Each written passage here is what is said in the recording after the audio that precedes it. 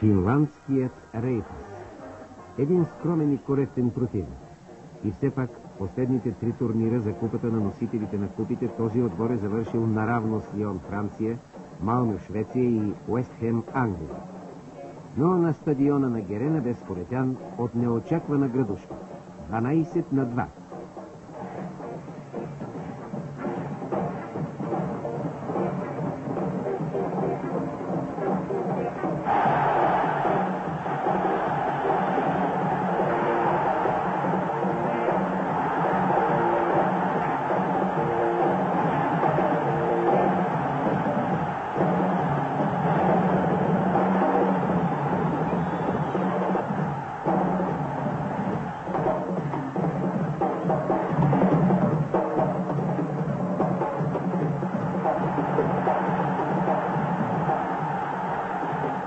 Не е лесно да си треньор на отбор, който получава 1 дузина голове.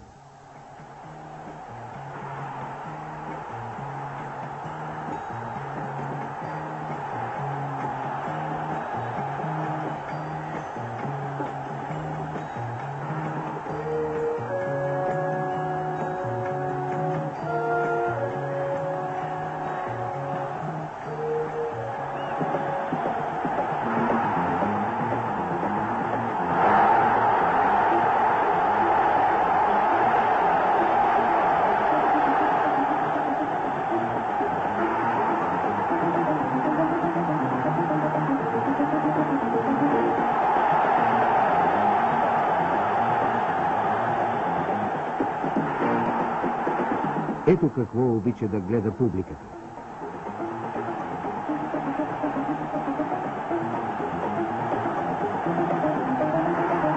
Център нападателят Милан. 6 гола в един международен матч. Това е така рядко, колкото и 6 в тотализатора.